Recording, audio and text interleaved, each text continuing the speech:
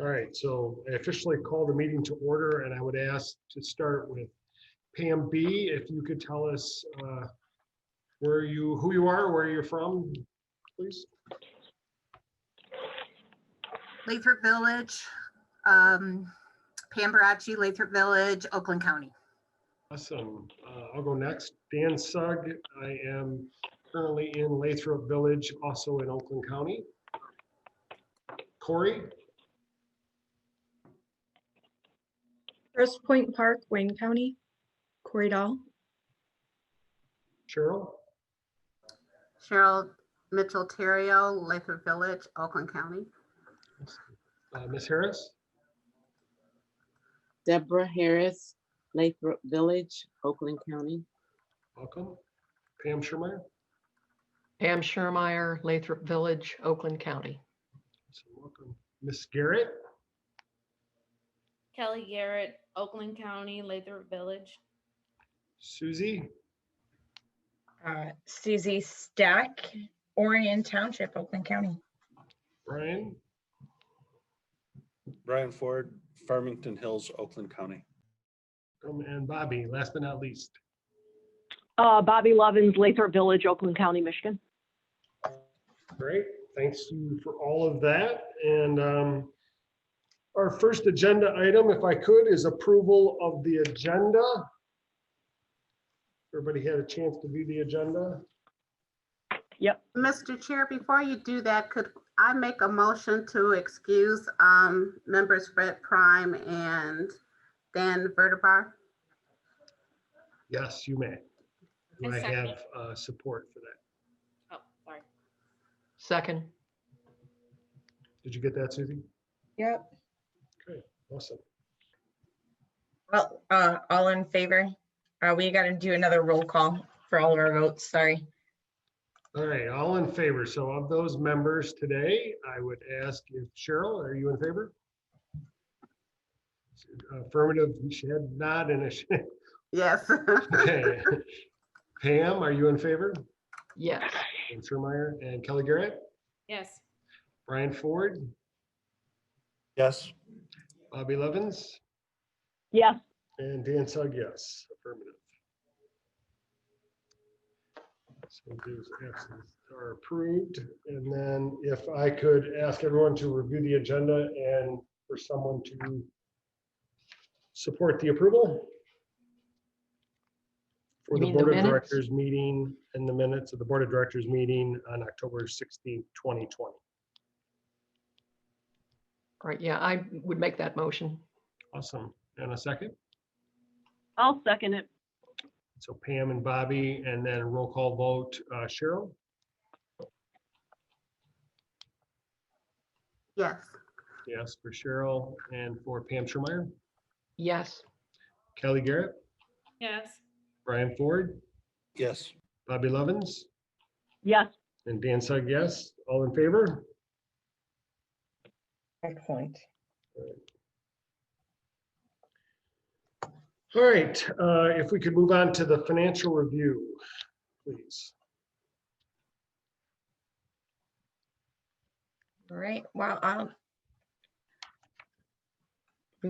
this is what we got. How's that for an intro? We're doing pretty good. I know that these numbers, and Pam can tell us, explain more if we need, but there are some figures that we're not, that we weren't able to update, I don't believe, into this particular report for this year. We're just a little behind in some of those numbers. You'll see that we are, we're over, as expected. We are over budget in the Main Street and the streetscaping, in the streetscaping line items, which you may remember is, those are funds that we were supposed to pay for our planners out of last year's budget, and that didn't happen until this year. And then that also, same with the Main Street, that's where those 11 Lathrop Village dollars came out of. So I anticipate that we'll have a nice sizable budget amendment for probably the January, February meeting. to get that all squared away, but these are all normal expenses otherwise. Are And I there think, specific questions? well, I know of note, there are, let's see, 2, 4, 6, 8, the 10 $2,000 grants that we gave out in October. I don't know if that was talked about last meeting as I was absent, but that also was a budget add-on, right? Sort of. We had budgeted in the 1920 fiscal year, we had budgeted 13,000 for those mini grants, and then we'd set aside another roughly 10. There was some flexibility within that overall Main Street line item. So we actually, and then plus the additional $12,600 raised through that crowdfunding campaign. So we actually gave out 17 grants, 17 $2,000 grants. So Very cool.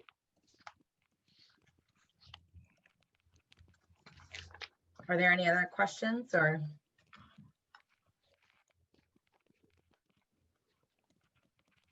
All right. Yeah, not hearing anything else. I would ask for a motion to approve the October 2020 revenue and expense comparative and balance sheet, please. I'll make the motion. Do I have to say the whole thing? What's that? I said I'll make the motion. I'll make the motion. Do I have to say the whole thing? No, you don't. Motion to approve from Kelly and a second, I support. and Brian supports that, and then a roll call vote, Cheryl Yes. and Pam Schermeyer, Yes. Kelly Garrett, Yes. Brian Ford, Yes. Bobby Levens, Yes. yes, and a yes from Dan Sugg, and that's all in favor, Susan. All right, excellent, thank you. So, all right, moving on. Committee reports. This should be, some good discussion around the promotions committee. So I'll actually let Susie lead this conversation. All right, so, well, we've been kicking butt on our outdoor winter market. We had 17 vendors that had signed up.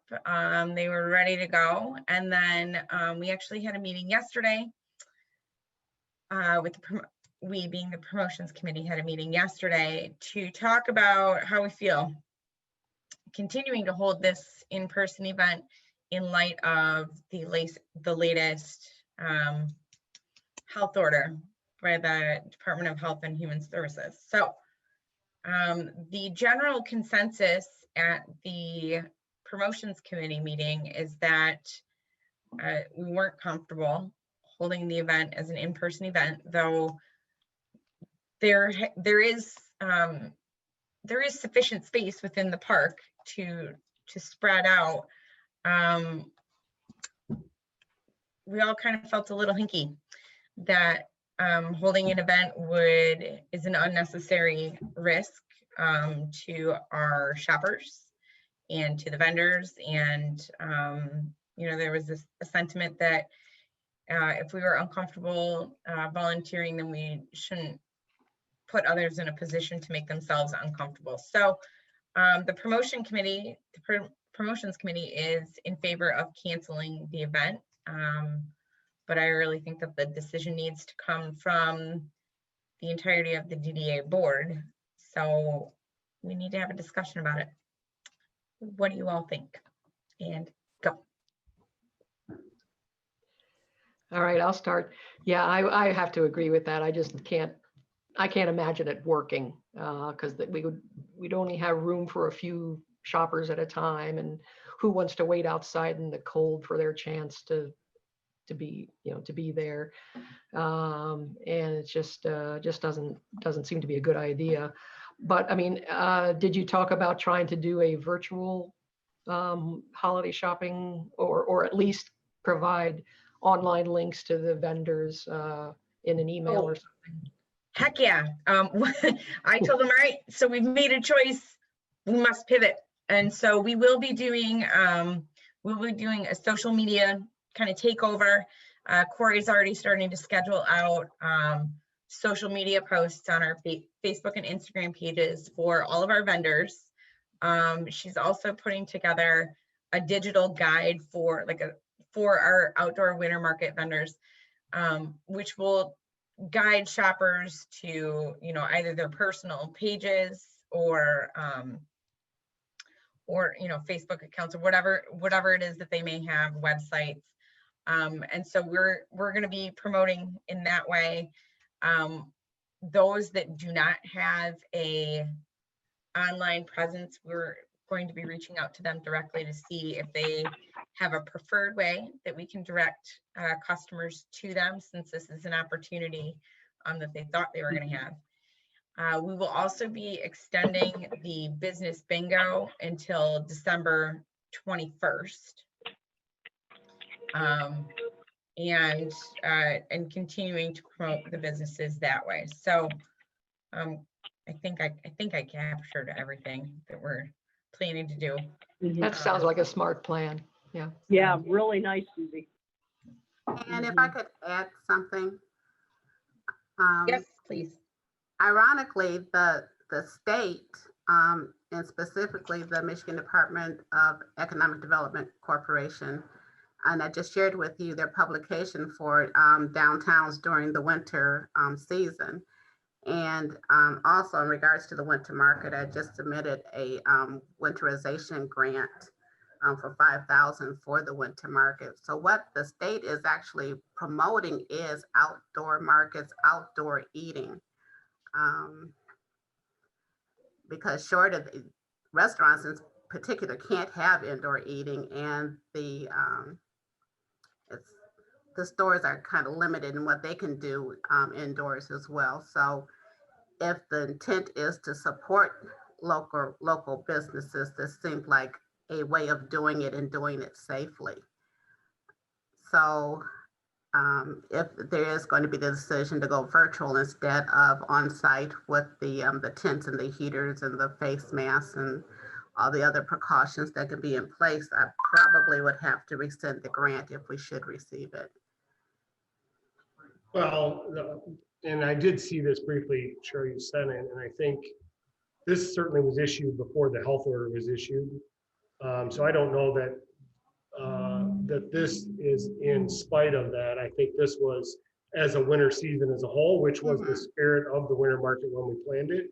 And I think the committee felt that given that 3-week order by the health services, sure, we could justify, I think, the existence of the winter market ultimately inside the health order, maybe even by saying, we'll limit the number of people in the space, we'll spread the tents out, all those things. But ultimately, in the spirit of what the order was trying to stop, and the fact that we took just a random poll of the members of the promotion committee and asked, hey, did you change your plans for Thanksgiving?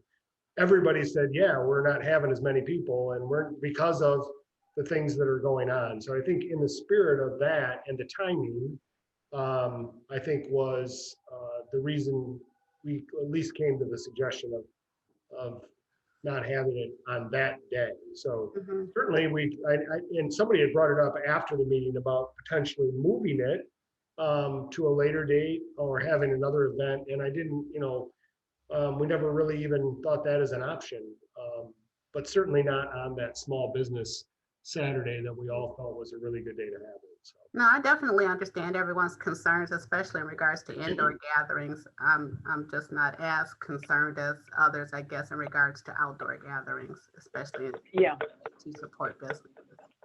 Yeah, as usual, the rule that, the health order, we read through it a couple times, and it's about as clear as mud on the number of people and the square footage and indoor, outdoor. It really doesn't, it kind of leaves a lot for interpretation. And ultimately, we probably could have met all of the criteria, I think, for that. And I'm probably in the same camp as you, Cheryl, and being a little bit less concerned with all of that, because I think we can do, and I'm certainly sitting at work today, and we're still conducting our business the way we feel we can, being safe. But ultimately, I think it came down to just in the spirit of the order and pressing forward, would it be the best thing for everyone? Yeah, one of the ironies of today is that I drove past Somerset last week and the parking lot was packed. So Yeah, it is what it is, I guess. yeah, it's crazy. Any other thoughts? So if we could have an official indication from the DDA that you're wishing to post, at least cancel for the November 28th date for the Outdoor Winterfest and seek other ways of approaching it virtually. Bobby, any thoughts from you on this? Well, I'm wondering if you've got the grant, is there a way that we could just say that we're going to postpone so that we can create a win-win and still take advantage of the grant? The grant has Or to be is that, by December 31st. I'm sorry, Cheryl. The grant has to be used by December 31st. oh. Yeah. Nuts. But we haven't received official notification, is that correct? That No. no, okay. Yeah, you might not get it anyhow then. Mhm. Meant to be. Yeah, and then we talked about the expense, we had received fees from vendors where we felt that it was forthright to return those fees because we weren't going to give them the opportunity to use them. And then we did purchase some items, giveaway items that were certainly will be usable at other events. So we'll make sure to do that. And then lastly, we did rent tents, right, Susie? Yeah, and I got an email from Chris. He was able to cancel just in the nick of time, really, so that we can get our money back. So that's good stuff. Yeah. Yep. So Kelly, I'm sorry, you stepped away for a camera there. Did you have any thoughts on this or? I heard what you all were saying, but no, I didn't. No, I didn't. Okay. All right, so Cheryl, I don't need a motion or anything, do I, or just kind of a consensus from the board? And Yeah, a consensus would be fine. yeah. So just by tally, I'm saying Kelly is in agreement, Bobby's in agreement. I believe Pam said she was in agreement. Was in agreement, obviously, and then it just leaves Brian. Yeah, I don't know how we can go forward with the event. I'm certainly supportive of canceling it. all right. Given the order, and then Cheryl. Well, I'll abstain just so you don't have a no vote up there. So, All right.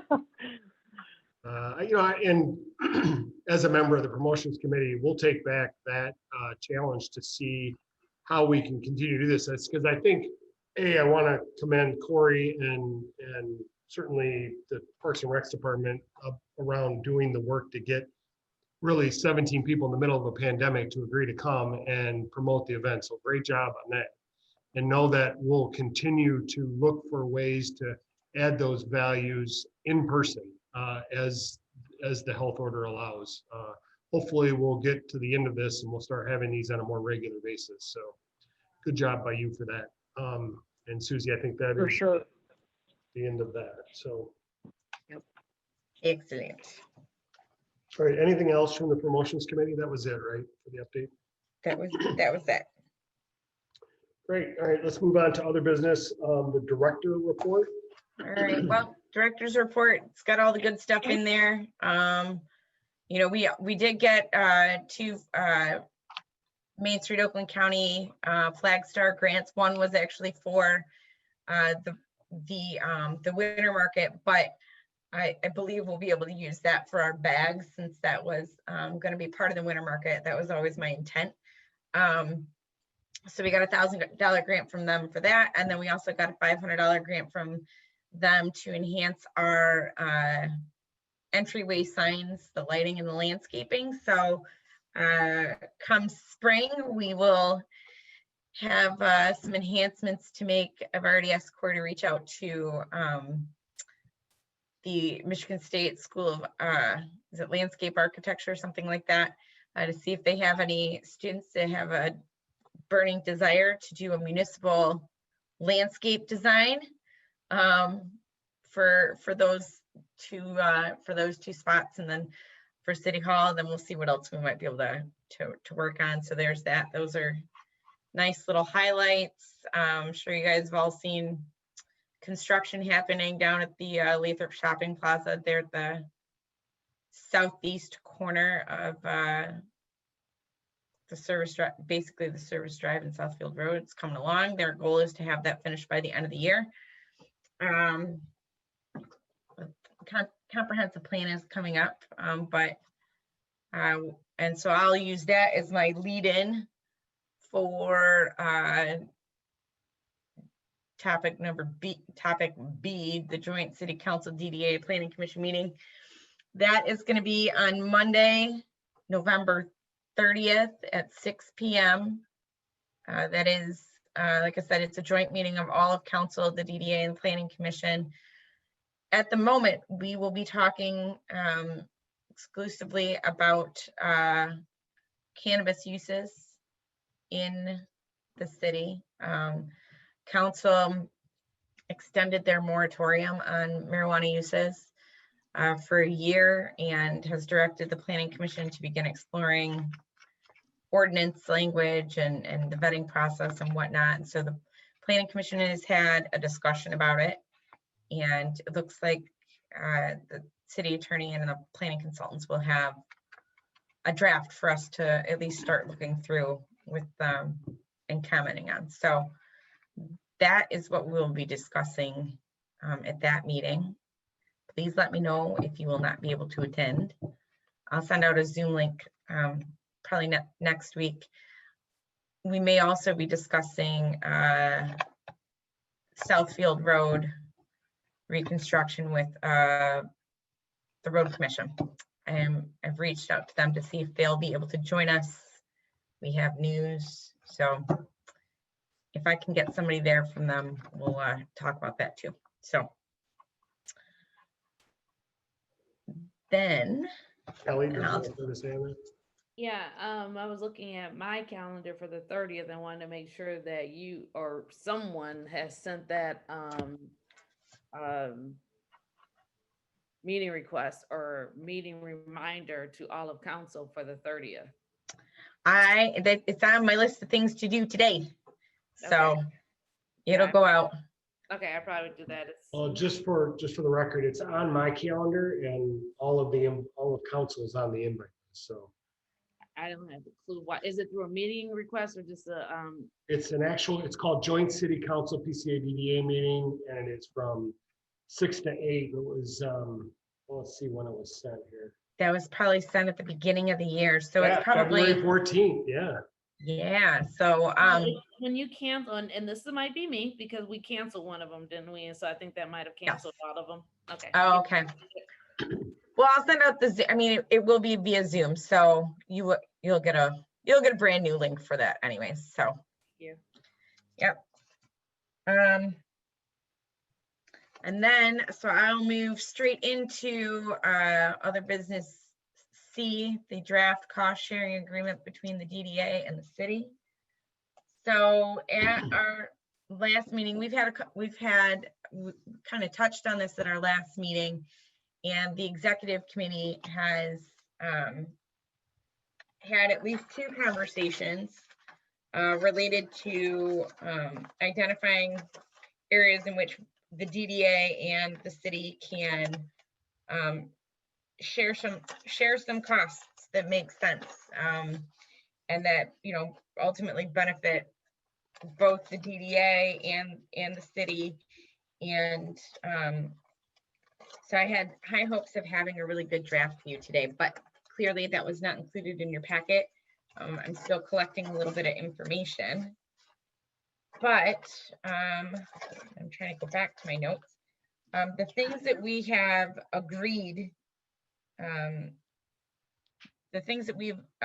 a executive committee would be good costs to share include taking over the the landscaping, the mowing contract for the 696 service drive.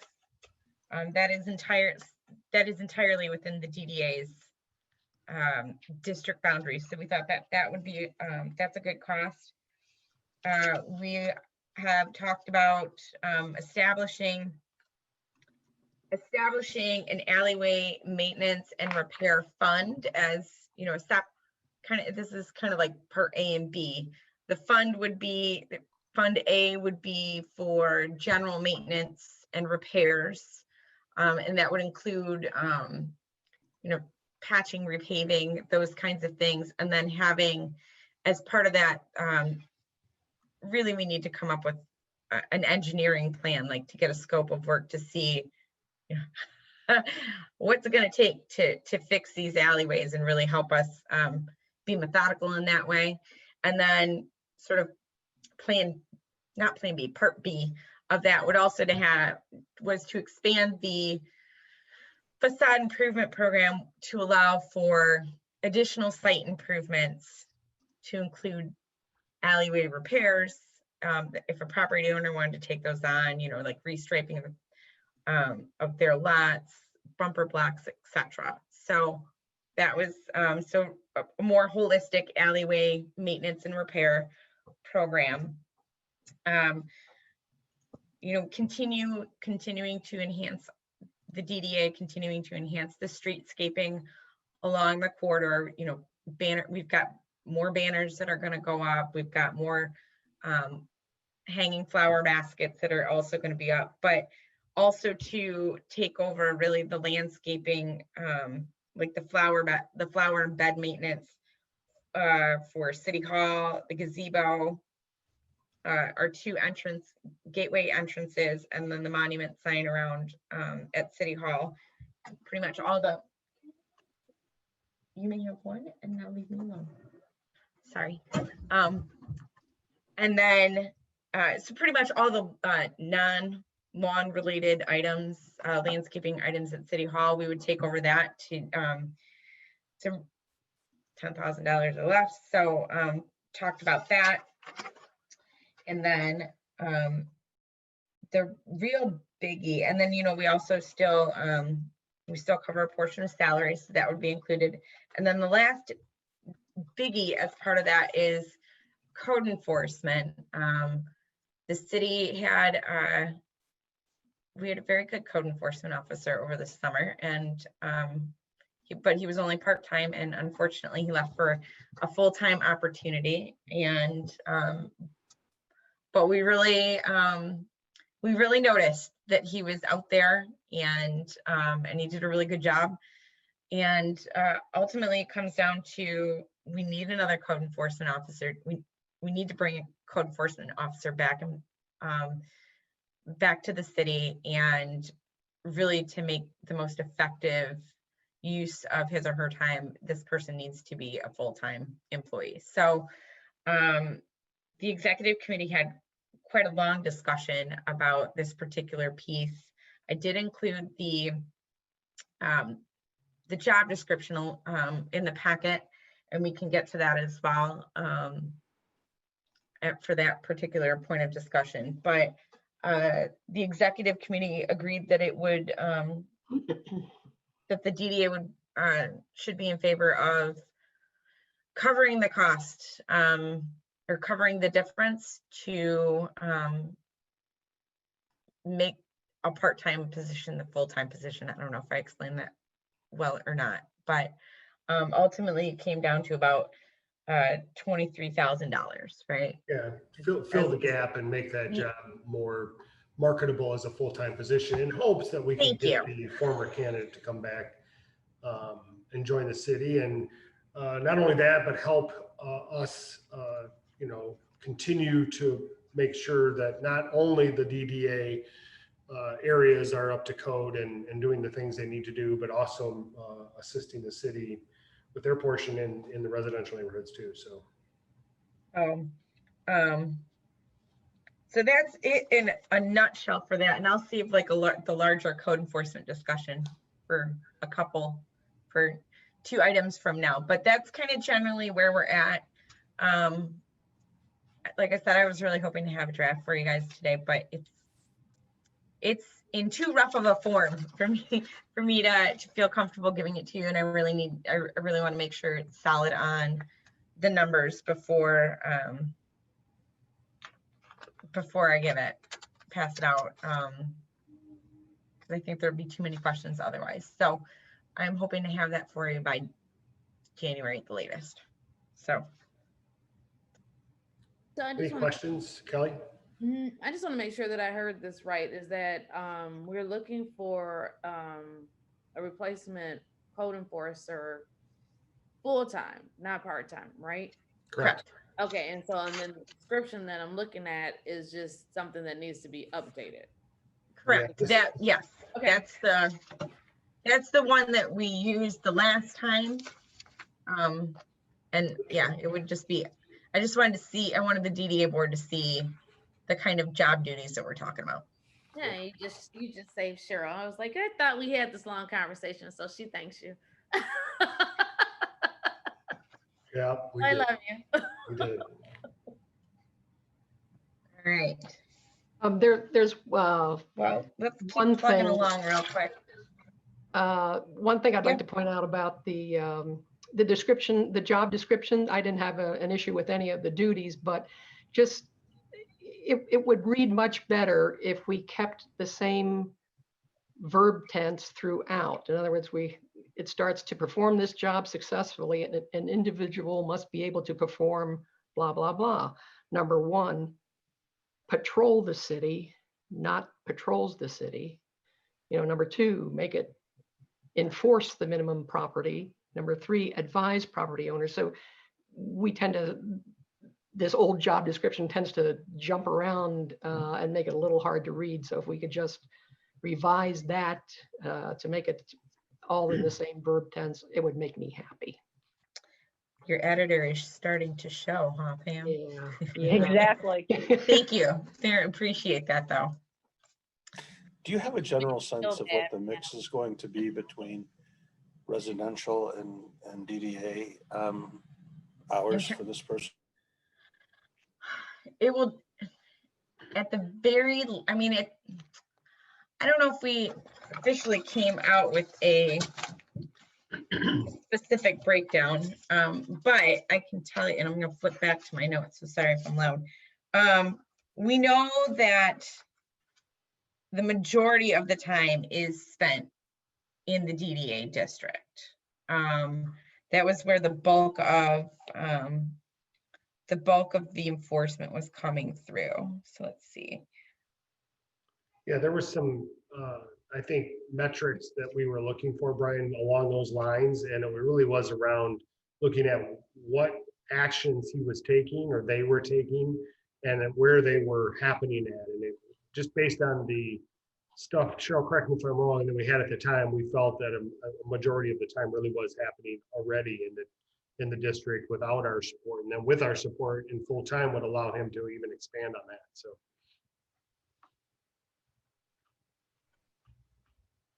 And if I could add, we do get monthly reports of their code enforcement activities by individuals. So if that's something that the DDA would like to be copied on, we can definitely do that.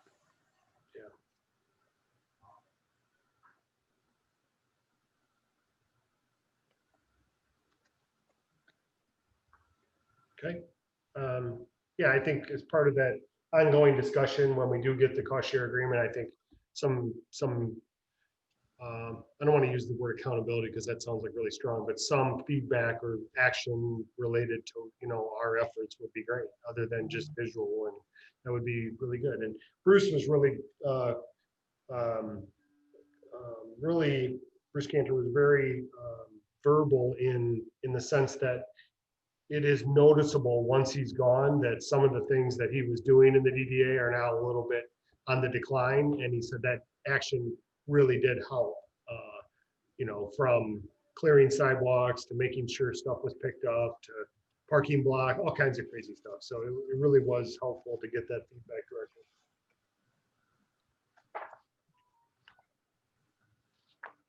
All right, any other discussion around really anything that Susie covered, I guess? Well, No, you didn't state it specifically, but I'm guessing that the reason for this cost sharing between the DDA and the city is to relieve the city's budget, which is under more pressure than the DDA. Is that correct? Yeah, that's a fair assessment.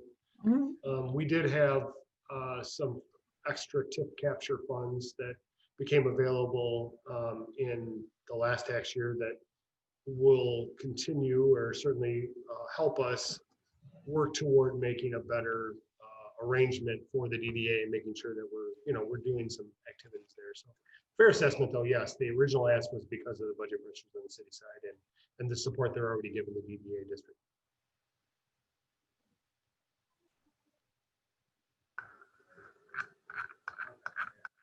Anything else? All right. Bobby, I can't Shall see we you nod your move head. on to our, Bobby Levens, are you there? excuse me. Lost Bobby. Bobby, are you there? Oh, yeah. Okay, all right. No, I'm good. All right, we're good. All right, Susie, I think we're good to move on. all right. Well, so, we've talked, at the last meeting, I gave you a marked up copy of the bylaws with some suggested changes. You may recall, I initiated some, at least the thought process of making some bylaw amendments at the very beginning of the year, and obviously other things took over. So at any rate, I gave you some suggestions at the last meeting with the hope of, with the intent of giving you homework, really, to just get your feedback on the suggestions and see about making some of these changes. So the biggies really, or section 1 is just making sure everything's, the appropriate laws are reflected. I have talked before about reducing the number of board seats. Right now it's the mayor plus 9, giving us a 10-person board. It becomes awfully difficult to achieve a quorum at times. And I suggest we just reduce it 1 to the mayor plus 8. I know it's not a huge difference, but it will make it easier to achieve a quorum. And then also as part of that, and it's not really specifically called out in here precisely, but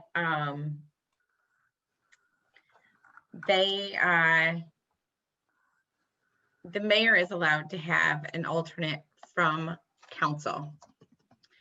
Oh, I know that sometimes. Now tell me that. Well, now's your opportunity to appoint Bruce or whoever you want to appoint. So, so you could appoint an alternate. But the state law does not allow for other forms of alternates, like Dan Sugg could not have someone else from Michigan First come and sit in his spot and count towards a quorum or vote in his stead. I mean, he could send someone and say, hey, attend this meeting, but that person would ultimately end up being a guest. Also, right now, Corey Fortson is technically appointed to the board as an alternate. So not only is that not accounted for within the state law, but it's also not accounted for within our own bylaws. And I will note that Corey has never won. I mean, he should be booted from the board, period, because he's never attended a meeting, nor has he ever. Susie, I have a question for you. Responded. The way that Yes. Susie, I've got a question for you. The way that the sentence is structured, I've got 2 questions actually. does the mayor then make up the quorum, or is the quorum outside the mayor? And then the second question is, does the designee for her have to come from city council? Like, those are the only people she can choose from. Is that what you're saying?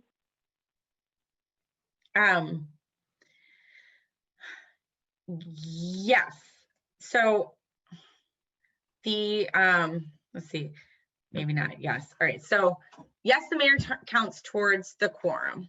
She is an official member of the board, and she is technically like the leader of the board, right? She's technically the leader, right? Like yeah, as the elected official, right? So she has the authority to appoint all of you with council's approval, right? So she's the one, right? So she Right. counts towards the quorum. I actually reread, because we do have, this is a little bit of a tangent. We do have actually at least 4 businesses that are interested in joining the board. And so I did a little research before our meeting, and Kelly's alternate would have to be from city council. It couldn't be, I was thinking she might be able to appoint Cheryl as a board, as her alternate, and then that would open up another seat for another business, but not the case. And where does that come from? Is that Michigan law then, that it has to be from city council? Yes, yes. Oh. So when we say designee, is that a permanent designee, or is that I can appoint a designee to come for any meeting that I can attend? There's no definition around that. So if I could add a couple things. So in regards to the mayor's appointment, if we could add the language that's in the state law that says it's subject to approval by the governing body of the municipal, of the city of Lathrup Village. Does not change. Mayor's appointment is subject to the approval of council. And that we be consistent in our language. So I don't know if the bylaws indicate anywhere that not less than a majority of the members. Okay, I will add that. Property. Oh, are you guys all frozen? Son of a biscuit. I'm not frozen. Oh, I'm frozen. I dialed in. I'm fine. So much easier to dial in. Oh. I know, Dan was already yelling at me about my internet connection earlier today. Sorry. All I heard, Cheryl, was add the mayoral appointment language into our bylaws. Was there more beyond that? Yes. Does the DDA bylaws currently specify the language from the statute that says not less than a majority of the members shall be persons having an interest in property located in the downtown district? No, it does not, and we should. Yes.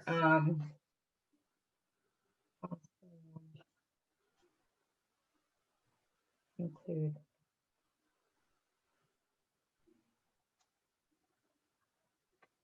We are awfully close to that. We're awfully close to that mix now. There is the next appointee has to be a business. Son of a gun. Can you guys hear me?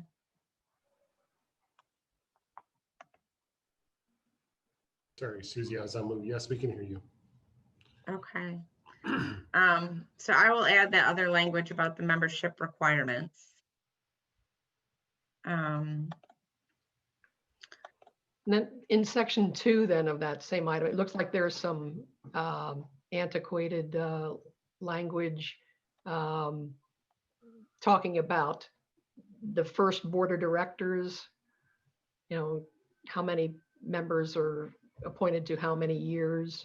I think that's all something that should be struck, shouldn't it? Some of that, like how it's established, that is, I think that just needs to remain included as like, hey, this is how it was originally structured. But and some of that language is also directly from the state law on how you know the initial setup is. And Pam, that's a Well, we good point. But primarily it's there as a marker so that future boards know that the term should be rotating and not all expiring on, you know, December 1st. Oh, see, now that wasn't clear to me. It's government ease.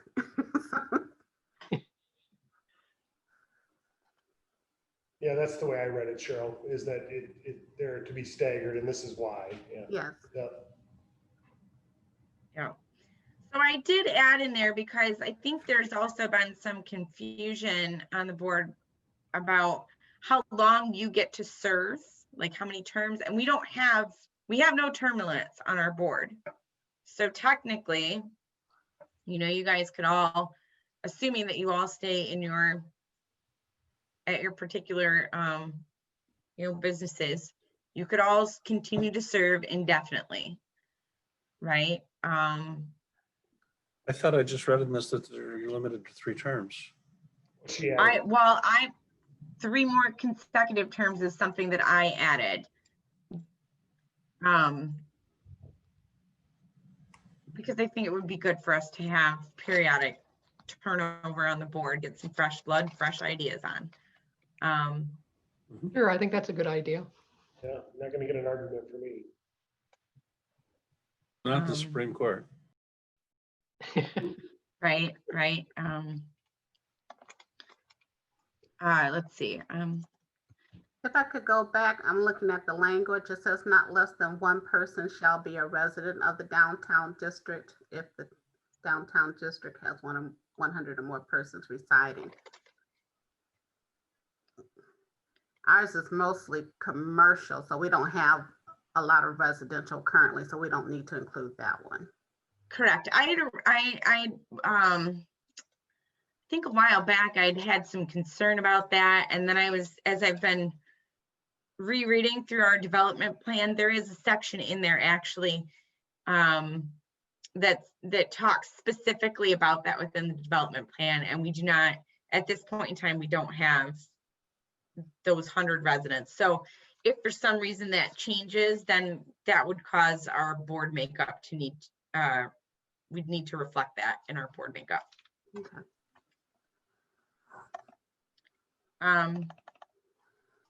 One other thing I added in here, and I don't know, this was totally my ad. I don't think we've talked about it before. But I have right now under section, under section article something or other, section 2. Article 4, section 2. Yes, thank you. Yeah, it looks like Article 4, Section 2. You're going to change it in 2 years. We talked about, yeah. And so my thought on this was that, you know, right now officers are a year-long position. And there's a lot to learn in a year. And so my thought was, what if we make them 2-year officer positions that gives whomever may be in that office a year to get their feet under them and a year to maybe make something happen if that's their wish. I mean, that's, like I said, we've never talked about that before. That was just something as I was reading through and I was like, that might not be a bad idea. I'm going to throw it in there and see what they say. Yeah, I think. So you're it's saying at the fabulous. start of the next April, that should happen because, or are you absenteeing Fred for an extra year? Well, our offices start on February 1st is when we would elect new officers. So it could start with the upcoming.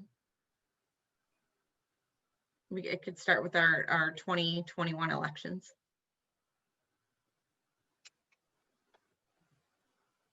I think On it's, the other hand, we might get someone who says, I don't want to take it on for 2 years, Yeah. right?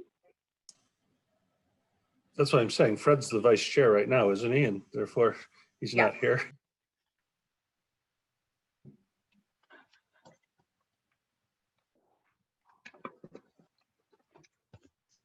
I think well, and you can correct me if I'm wrong, Susie, but originally when this was discussed, I know, that's right, we didn't discuss, maybe me and you talked about this one. You were thinking of just making it retroactive, weren't you? It could be, it could be retroactive. I don't know if I had a solid thought about that, to be honest with you. And I just want to be clear, I'm not campaigning for the job. I'm just saying that's, No, he was blindsided with this one too. yeah.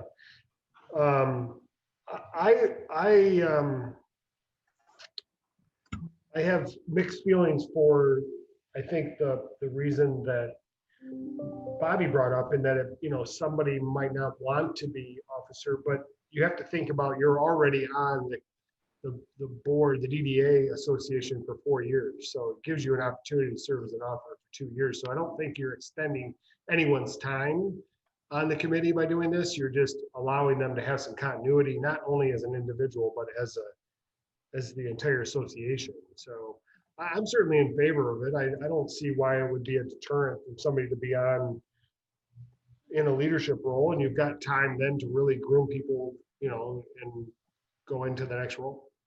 I'm fine with it. I'm fine with it too. And I mean, I figure if you really don't want to serve 2 years, you would know that going in, and you could just decline the nomination. Yeah. It is a little confusing though, but the way it's worded here, the board of directors shall be elected each year for a 2-year term. It needs to be cleaned up. So you just strike that, the each year part. So I guess a better way to say that, Susie, is if you had a 2-year commitment, would you need elections every year? I guess you would to fill, if they weren't running concurrent. So you need to think through how that mechanics would work. Okay, I can do that. All right. I have no issue with the duration of the officer period either. I'm just saying, yeah, Fred not here to speak for himself.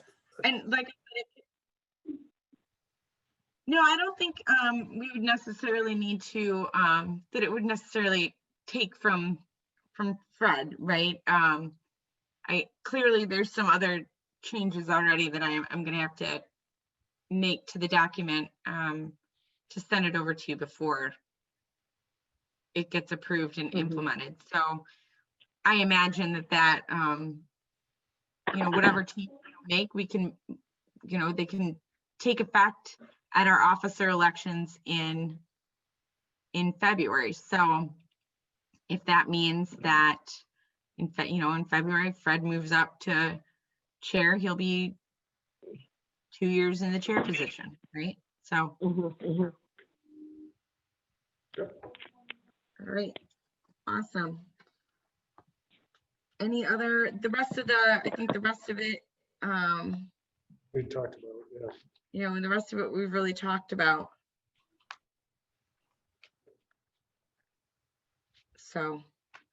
Great. All right, awesome. If any other comments, and otherwise I'll just bring it to you at the next meeting. Perfect. All right, moving on to new business. We got all kinds, don't we?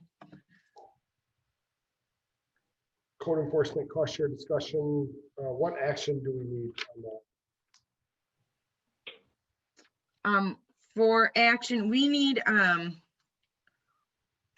to, I don't know if we need a motion or if Cheryl would be happy with consensus, but this will really allow Or to move forward to the higher. yeah, confirmation of our feelings on the code enforcement, and that yes, we are interested and willing to share that share that cost. Like I said, it comes down to about $23,000 was what was in my notes to make Yeah, that mine too. part-time position a full-time position, split the costs with the city. And we just, like I said, we just need to get confirmation to Cheryl so she can move forward on posting that position. Do we need a board motion for that? Cheryl, do you think it needs to be a motion or just? You're on mute, Cheryl. Cheryl, you're on mute. Cheryl. I'm all frozen too. You're smiling, but you're on mute. I don't know. Thank you, Pam. Nope, you still gotta go.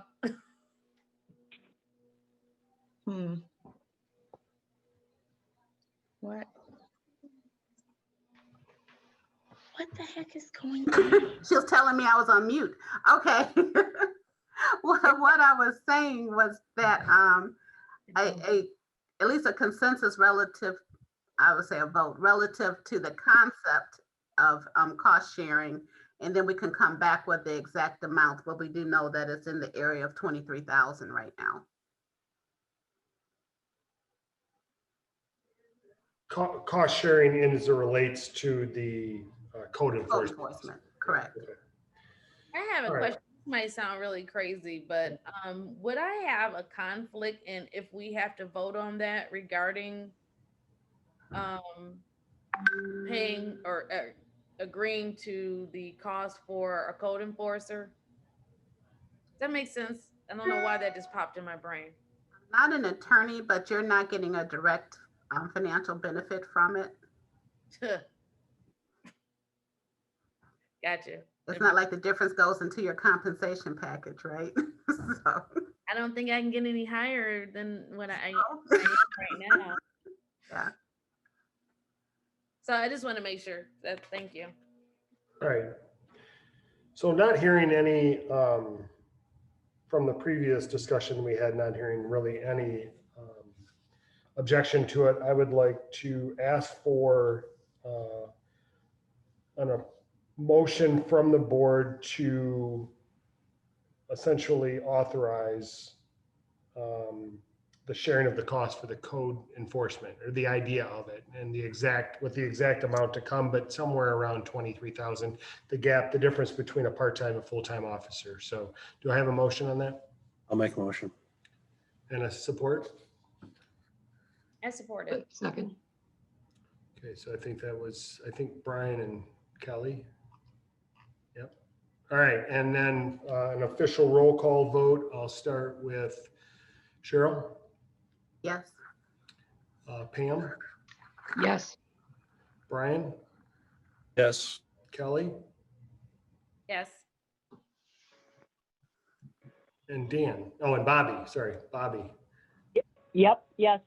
I'm missing your picture, Bobby. That's why I keep losing. I just see a phone. And then also a yes from Dan Sugg. So all in favor, Susie, by roll call vote.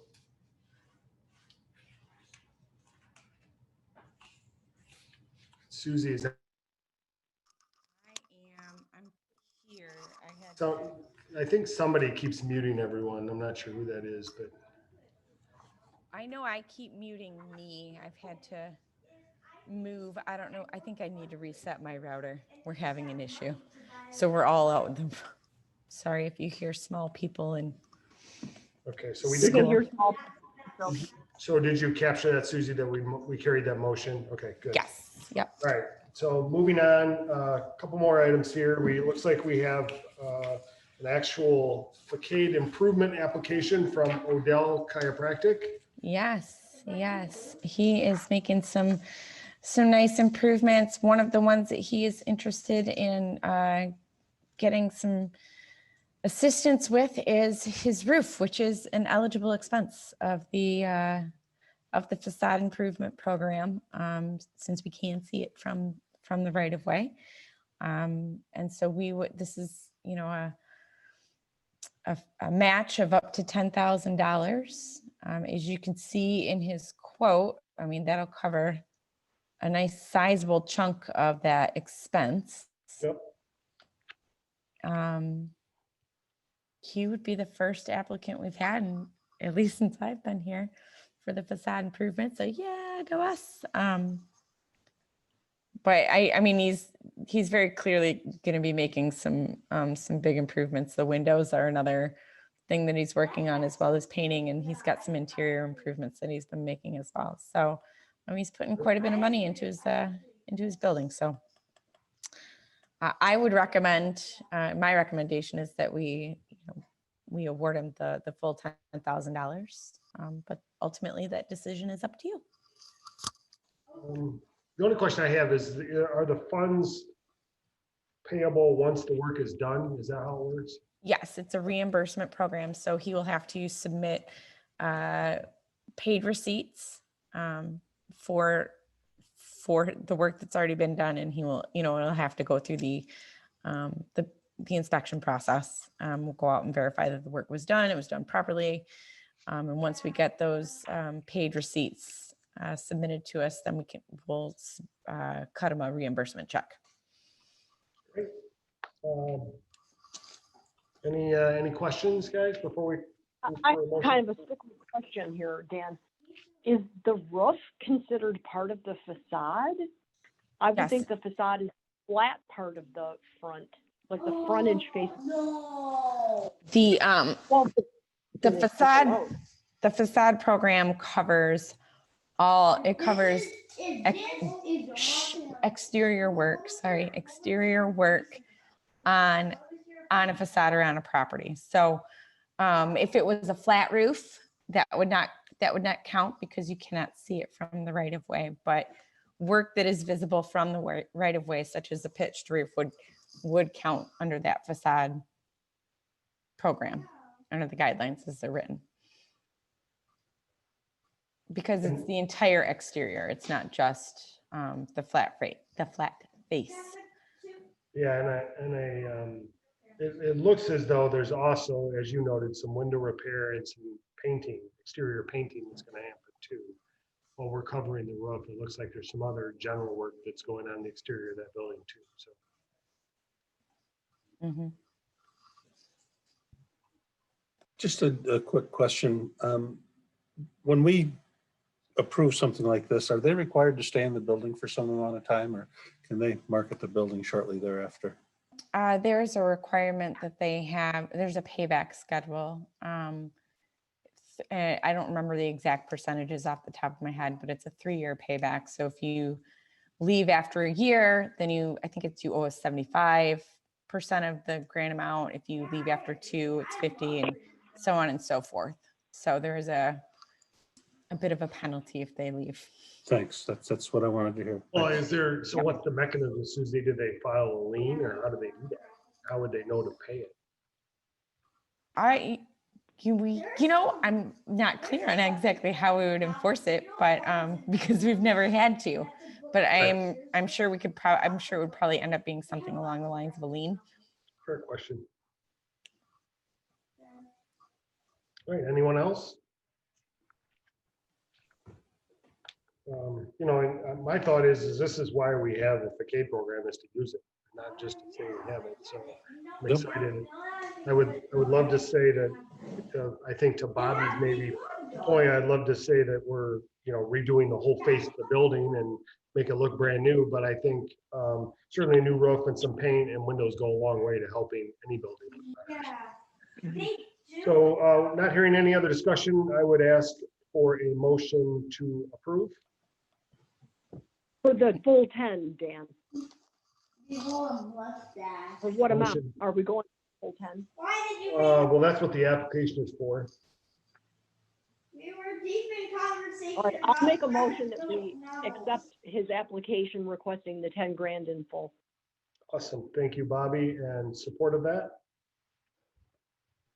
Second. from Pam. And roll Oh, call. Pam, you left me hanging there. It was mute. Mute adds dramatic flair. So, Yeah, it makes it so dramatic. the official roll call vote: Cheryl in favor, Yes. Pam in favor, Yes. Brian in favor, Yes. Kelly in favor, Yes.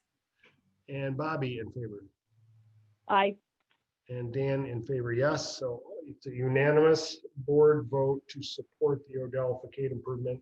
And can't wait to see pictures, Susie, before and after. Of course, of course. All right. Next Awesome. one, C.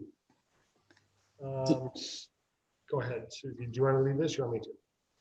Oh, well, I can. So we had discussed, so the DDA and Parks and Rec specialist position, we had discussed in, I guess it was July, about bringing this person on, and this person ended up being Corey. And we had decided at the time that we would, you know, to authorize an amount not to exceed 15,000, which would get us to just about the end of December. And long and short of it is, I think Corey's doing a phenomenal job. I really want to keep her. She really wants to stay, and she really likes what she's doing. And so I would like, She's awesome.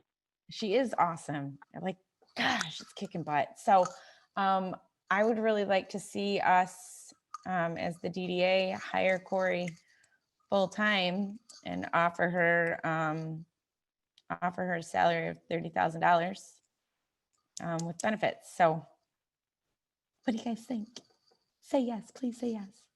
Well, I would think the momentum that we've built in the last 5 roughly months since Corey's joined has been a breath of fresh air. So certainly seeing the momentum we have, you know, unfortunately, I think that was going to really culminate with the winter market and some of the things that came after that. But if you go back just to the logo stuff we've done, the organizational skills, the kind of the to-do list, I think Corey's a great addition to the DDA's roster to help drive that connection with the activities that we want to happen. So I certainly am in favor of bringing her on to this position, and would love the discussion from the rest of the team here.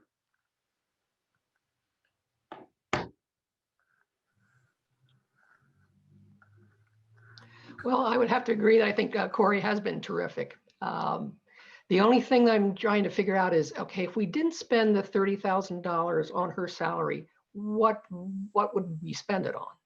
I mean, is there anything that we would be giving up or would neglect to do? You know, in this, I mean, I just want to make sure that the taxpayers aren't going to come back at us and say, wait, here we're out of work, we're looking for our next meal and you're hiring someone extra? Yeah. And the cost sharing going on too, Pam. What's that? The cost sharing going on Yes. as well. Like it's revenue coming in, we're depleting our own. Understandable, money well spent, but it's making me nervous. Well, what Pam is. Yeah, and we had half that discussion, I think, originally in July when we talked about bringing her on through the end of the year. And the thought process really went down, are we adding value to the DDA and to the representative mix of the DDA that would offset any thought of that and growing that? And that is the hope, is that we continue to add value and visibility to our DDA participants, our members, those businesses that are in the DDA, and continue to give them that fuel they need every day to make the decision to stay in Lathrup Village and pay their taxes and prosper and grow. And that's really where I think at least half of that went. The conversation was to be supportive and continue to be even more supportive. As to the what wouldn't we do, or are we spending too much money? I would argue that while our charter does not specify how much money we should spend, it definitely gives us the power and authority to do things in our mission statement. And our mission statement isn't to save money and build as much as we can. It's actually to enhance the Downtown Development Authority. And we have to be more active in that. And we need help, because we are a volunteer board. We need help in driving those activities even more into 2021 and 2022, which ultimately our small businesses are going to need that help. And that's kind of, from my standpoint, is that, yeah, we don't sit around and think about how much money haven't we spent. That isn't the charge. It should be how much are we spending and what results are we getting. If we don't do anything, then we don't get to that result. I don't have any issue with what we're discussing. My issue is, and don't take this the wrong way, Corey, I'm typically not accustomed to having this kind of discussion in front of the candidate that we're looking to retain, because I think what it does is maybe stifles candor from others who might not agree. And I'm not saying that I'm one of those people. I'm just saying that I'm a little uncomfortable with Corey on the call at this time. That's my only objection. I was actually coming off of mute to say the exact same thing, because there is some concerns, and it has nothing to do with you, Corey, but I know that as a part of council, the issue, and Cheryl, correct me if I'm wrong, we've had a lot of feedback about Chris during this time, during COVID.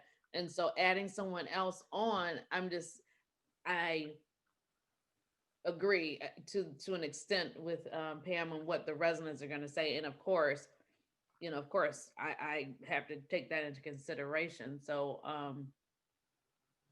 yeah, I agree with you, Brian, and Pam. I get where you're coming from. Susie, is this something that we can chew on and think about? And I mean, is there a time frame that we could put to this?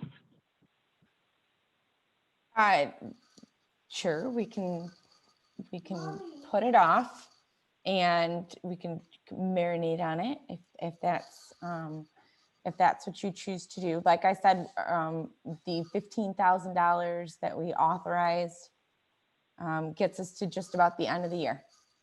So, I mean, it would be my preference that we make a decision before that point, or at least give Corey a sense of what maybe our thoughts might be before that pot runs out of money, so that Understandable. Would it be appropriate to ask to put forward an extension and the dollar amount associated for 90 days to allow the DDA board time to look at all of their budget amendments and make a determination on the feasibility of making this a full-time position, perhaps between December and January? Yeah, that's excellent.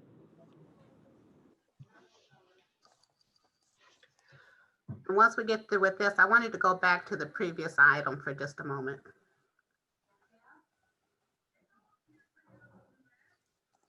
Just one last thing about this issue. I mean, I wish I had an idea of how the small business people feel about this. I mean, would they, what kind of feedback have we gotten about our more aggressive promotional initiatives and other things that Corey has been involved with? I mean, would they rather just have another $2,000 grant, or,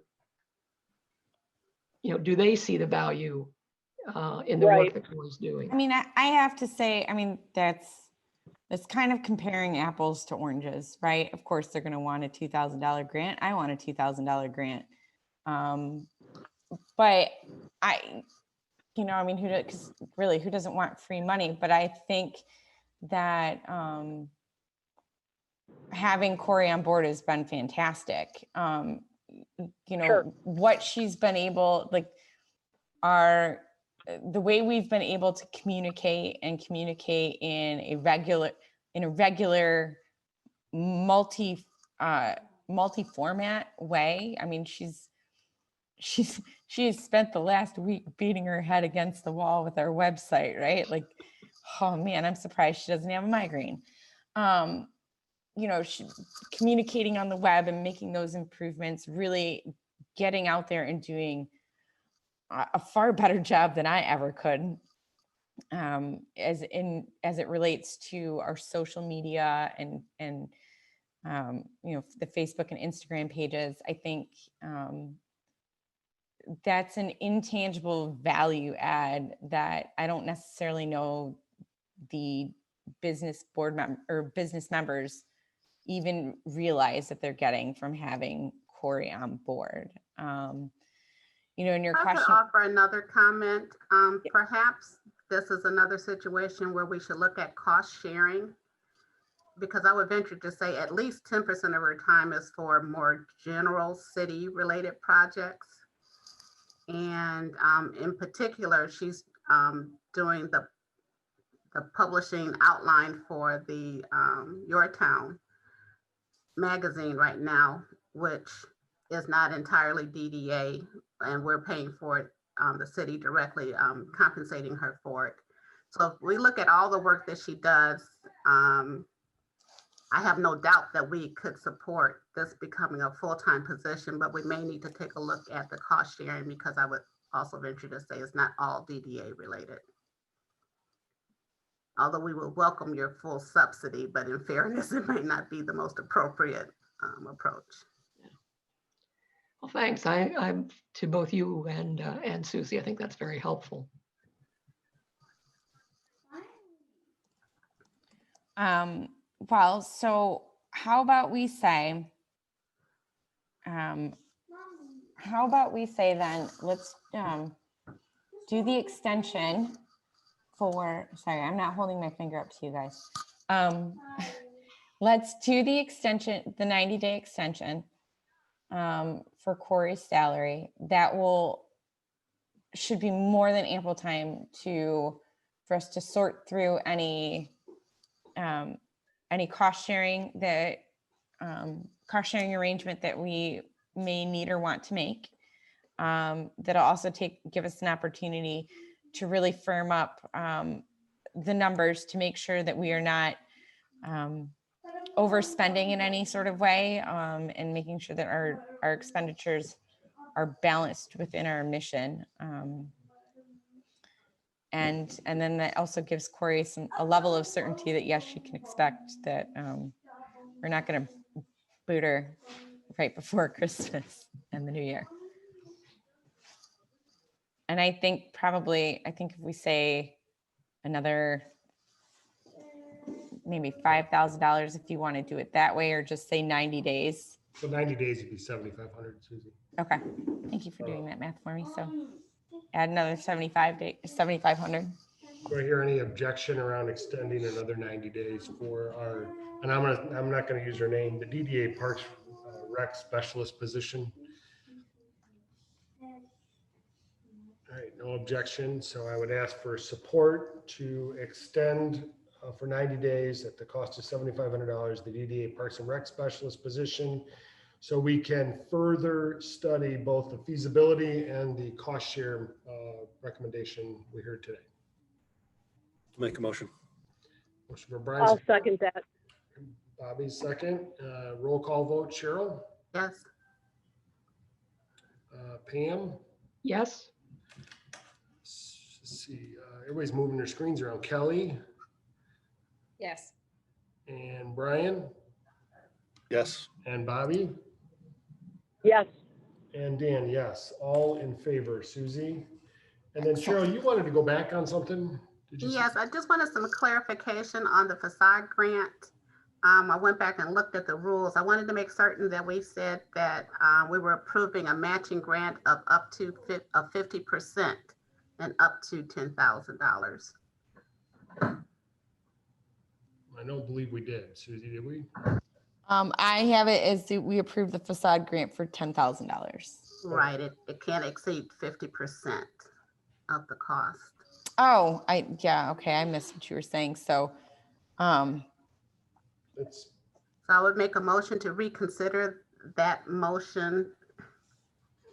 and apply the 50 up to 50%. Right. of the spend. So, okay, so 50% of cost. okay, so motion from Second. Cheryl. Do I have support on that amendment? Yeah, I'll second that. Pam, all in favor, Cheryl?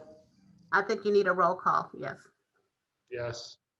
Pam, Yes. let's see, Kelly, Yes. Brian, Yes. Bobby, Yes. and yes from Jan. So all in favor. Thank you, Cheryl, for that catch. Yes, thank you. And I will say, just before we move on to the decorations, I will, for when we discuss the DDA Parks and Rec Specialist position again, we'll have a Corey sign off for that particular section, so we don't have to have any awkwardness. Right. All right, holiday decorations quote. Second to last agenda item, bullet point, Susie? Yeah, so we have, we've been, we being Cheryl, Cheryl, myself and Chris, we've been talking about the holiday decorations for the corridor, City Hall and the park. And since Parks and Rec really isn't, you know, they're dedicating a bit more money to this than usual. But Chris has reached out to a couple different companies that do the decorations, the garlands, the lights, the bows, the whatnot. We didn't get a lot of response. We had 2. And ultimately, the quote we ended up selecting was for just over $13,000. And we, in those discussions, we talked about the DDA taking on the decorations for the corridor, which is garland and bows on 24 of the light poles, as well as the decorations on City Hall, which would be lighting along the roof line, garland and lighting on the pillars, as well as a wreath. I can't remember if there's bows off the top of my head on the City Hall, and then the city will cover the cost to decorate the park. So our the rough math of it was that the DDA would take on $8,200. It was the overall quote was just over 13. And this would be outside of budget? Yes.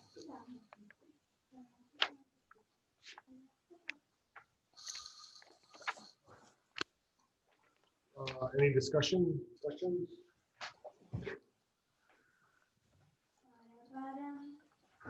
Seems reasonable. And we already have banners, right? We do have, I mean, we've got the banners that we have up. We had looked as a promotion at the promotions committee about getting some other banners. And it was not going to work out for us. Like